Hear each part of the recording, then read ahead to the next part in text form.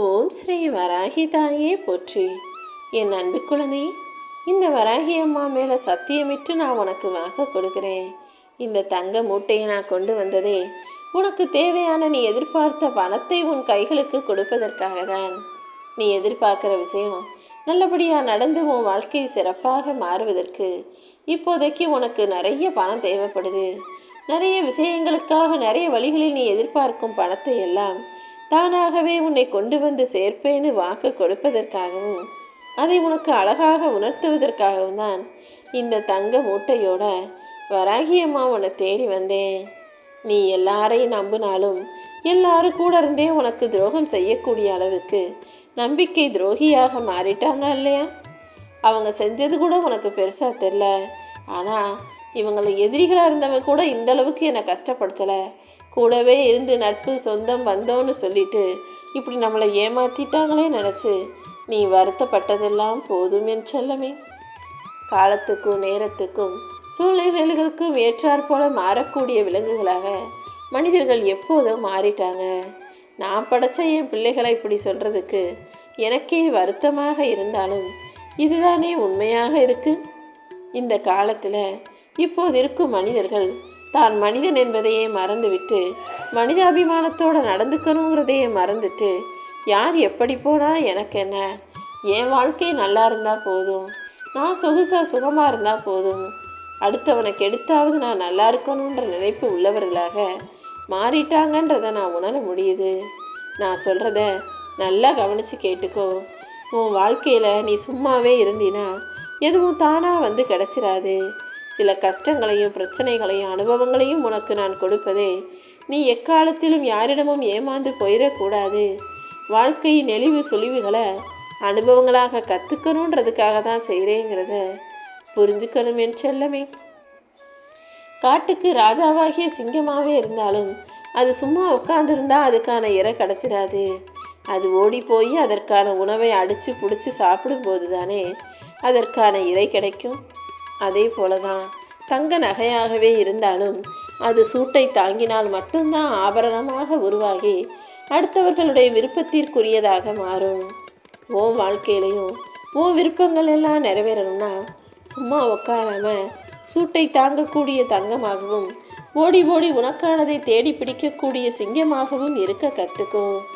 ஓடாமல் உழைக்காமல் போராடாமல் கஷ்டப்படாமல் இங்கு எதுவுமே அவ்வளவு சுலபமாக கிடைச்சிடாது என் செல்லமே. தலையில் இருக்கிற வரைக்கும் தலைமுடியை அழகுபடுத்தி ரசித்து பார்க்குற மனிதர்கள் அது வெட்டப்பட்டு கீழே விழுந்துருச்சுன்னா அதை முடின்னு அருவருப்பாக தானே பார்க்குறீங்க. அதே போல தான் ஒவ்வொரு விஷயமும் ஒவ்வொரு மனிதர்களும் இருக்கும் இடத்தை பொறுத்து தான் மதிப்பும் மரியாதையும்.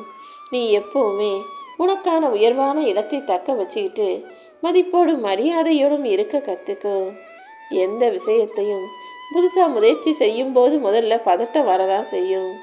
ஆனால் அதுக்கப்புறம் நீ அதை தைரியமாக செய்ய அதை எப்படி சரியாக செய்கிறதுன்ற பக்குவம் வந்துடும்.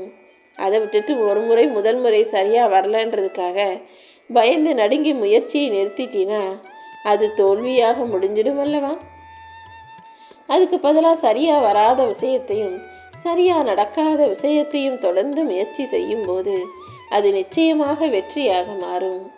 உன் முயற்சி தொடரும்படியும் உன் வாழ்க்கையில் வெற்றி கிடைக்கும்படியும் இந்த வராகியம்மா உனக்கு துணையாக இருக்கும்போது நீ எதுக்காகவும் கவலைப்படாத.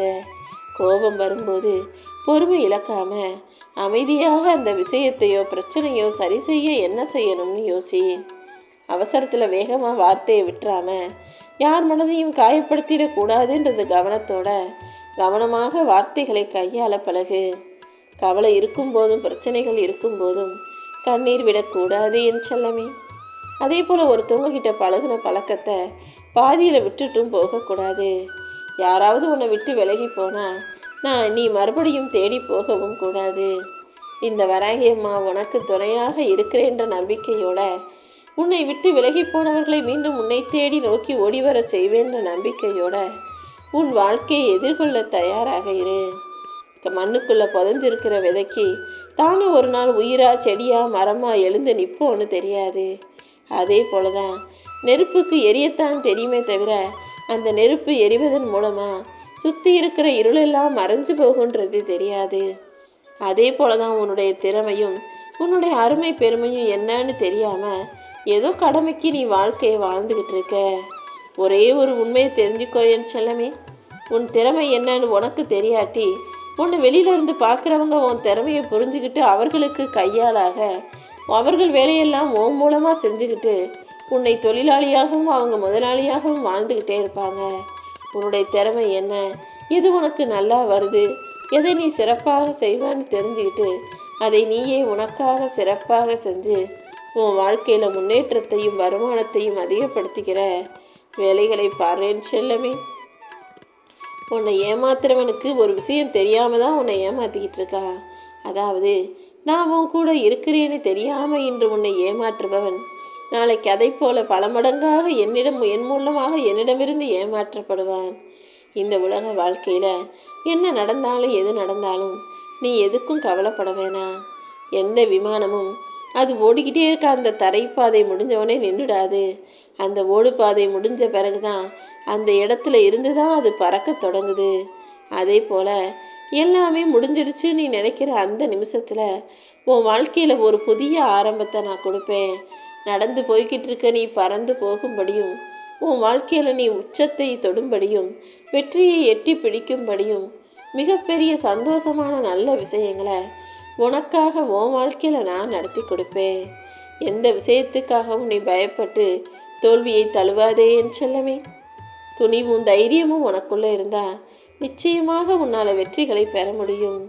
இன்னைக்கு கிடைச்ச தோல்வியை நினச்சி பின்வாங்காதே. இதுவால் வரைக்கும் நீ உனக்கு பெற்ற கிடைச்ச தோல்விகளை வச்சு இனிமே உன் வாழ்க்கையில் வெற்றிகரமாக வாழ முடியுங்கிற உண்மையை தெரிஞ்சுக்கோ. நீ அழுகிறத விட சிரிப்பை நன்றாக கவனிக்க தான் அடுத்தவங்க தயாராக இருக்காங்க. அதனால் உன் அழுகை யாருக்கும் தெரிஞ்சு எந்த பிரயோஜனமும் இல்லைன்னு உன் அழுகையை உனக்குள்ளேயே அடக்கிக்கிட்டு வெளியே சிரித்து சந்தோஷமாக இருக்கக்கூடிய பிள்ளையாக நீ வாழப்பாரின் செல்லமே. உன் வறுமை எப்படி இருக்குது, உன் வாழ்க்கை எவ்வளவு கஷ்டமாக இருக்குன்னு யாரும் பார்க்க மாட்டாங்க. நீ உடுத்துகிற உடை நல்லா இருக்கா, வெளியில் எப்படி பளபளப்பாக இருக்குங்கிறது தான் எல்லாரும் பார்ப்பாங்க. இப்படி உன்னுடைய நல்ல விஷயங்களை மட்டும்தான் மனிதர்கள் கவனிப்பாங்களே தவிர உன் கஷ்டத்தையோ கவலையவோ உன் அழுகையவோ இங்கு பார்ப்பதற்கும் கேட்பதற்கும் இங்கு யாருக்கும் மனசும் இல்லை, நேரமும் இல்லை. உனக்கு என்னதான் மனசில் வேதனையை கொடுத்தாலும் நீ மனசில் எவ்வளோ வருத்தங்களை சுமந்தாலும் வலியையும் வேதனையும் அனுபவித்தாலும் உன்னை சுற்றி இருக்க மனிதர்கள் ஏதாவது உன்னை குறை சொல்லிக்கிட்டு விமர்சனம் செஞ்சுக்கிட்டு உன்னை பற்றி 10 விதமாக புறம் பேசிக்கிட்டு தான் இருப்பாங்க. அப்படி உன்னை சுற்றி இருக்கும் இப்படிப்பட்ட பொய்யான போலியான மனிதர்களுக்காக நீ வாழ்வதை விட உனக்காக நீ வாழ்ந்துவிட்டு போவது தானே சரியாக இருக்கும். நீ நல்லவனாயிரு அல்லது கெட்டவனாயிரு, அது உன்னுடைய விருப்பம். ஆனால் ஒருபோதும் உன்னை நம்பியவர்களுக்கு எப்போதும் உண்மையாக இருக்கணுமே தவிர போலியானவனாக பொய்யான ஆளாக இருக்கக்கூடாது என் செல்லமே. வலியையும் வேதனையும் தாங்கிக் கொள்கிற இதயம் ஒருபோதும் துரோகத்தை தாங்குவது கிடையாதுங்கிறத புரிஞ்சுக்கிட்டு நீ யாருக்கும் துரோகம் செய்யாமல் உன்னை நம்புனவங்களை ஏமாத்தாமல் நீ எப்போதும் எல்லாருக்கும் உண்மையான பிள்ளையாக இருந்துவிடு. சில நேரங்களில் ஏதாவது ஒரு மனிதர்கள் ஏதாவது ஒரு காரணத்துக்காக உன்னை தாழ்த்தி பேசலாம். அவங்கள அப்படியே விட்டுட்டு நீ செய்ய வேண்டிய வேலைகள் மீது கவனம் செலுத்து. அவங்கக்கிட்ட போய் பதில் பேசுவதோ சண்டை போடுவதோ அவசியமற்றது. ஏன்னா உன்னை தரம் தாழ்த்தி பேசுபவர்கள் தரம் தாழ்ந்த மனிதர்களாக இருக்கிறதால அவங்களால செய்ய முடிஞ்ச ஒரே விஷயம் அதுதான். அவர்களுக்கு உன்னை குறை சொல்வதை தவிர வேறு எதுவும் தெரியாது. அவங்க வாழ்க்கையில் முன்னேறவும் மாட்டாங்கன்றதை புரிஞ்சுக்கிட்டு உன்னை குறை சொல்லும் குற்றம் சொல்லும் மனிதர்களை கண்டுக்காம நீ பாட்டு போயிட்டே இரு. அடுத்தவங்க மனசில் நீ எந்த இடத்துல இருக்கிறங்கிறத என்னைக்காவது ஒரு நாள் சண்டை வரும்போது அவர்கள் பேசும் வார்த்தைகள்லேருந்து நீ தெரிஞ்சுக்கலாம்.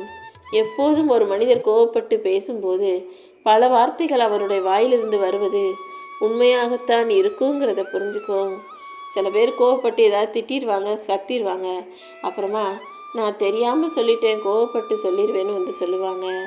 ஆனால் உண்மை என்னன்னா பல நாட்களாக மனசில் அடக்கி வச்சிருந்த உன்கிட்ட நேரில் சொல்ல முடியாத விஷயம் உன்னை பற்றிய கோபம் அந்த சண்டையின் போது தான் வார்த்தைகளாக வெளிப்படும். அப்போது நீ புரிஞ்சுக்கலாம் என் செல்லமே அவங்க உன்னை பற்றி என்ன நினைக்கிறாங்கன்றத.